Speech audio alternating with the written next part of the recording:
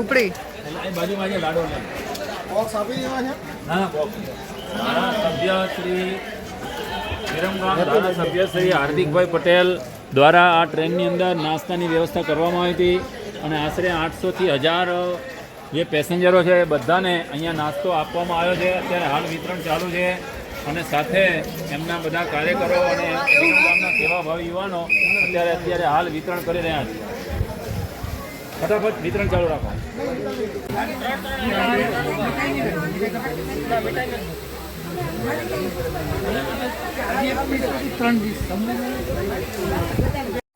હાર્દિક પટેલનો ખૂબ ખૂબ ધન્યવાદ કે આ સમયે એમને નાસ્તો કરાવ્યો પૂરી ટ્રેનમાં.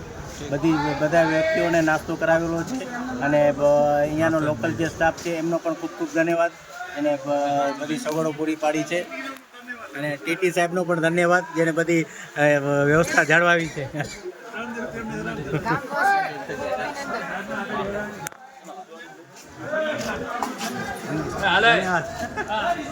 ફોટો પાડો ભાઈ, ફોટો પાડો.